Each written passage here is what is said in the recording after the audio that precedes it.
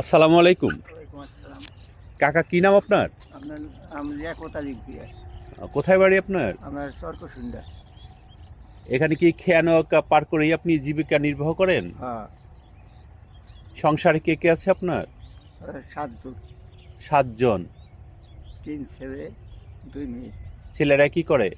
ছেলেরা লেখাপড়া করছে। লেখাপড়া করে না?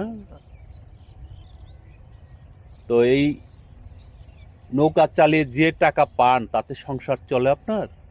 চলে কোনো রকম আর কি, বাইরে থেকে আর উপার্জন করানো লাগে কিছু। বাইরে থেকে করতে হয়। সেটা কে করে?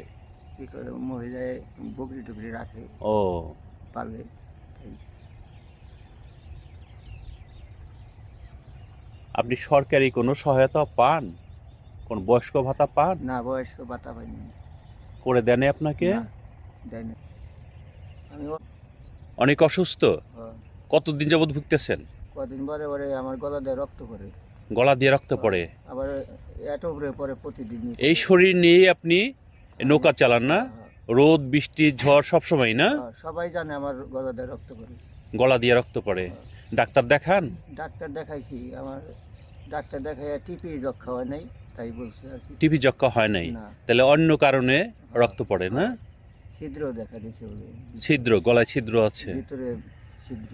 আচ্ছা, এই বিষয়গুলো এলাকার যারা রাজনীতিবিদ আছে, জনপ্রতিনিধি আছে, তাদের জানান নাই?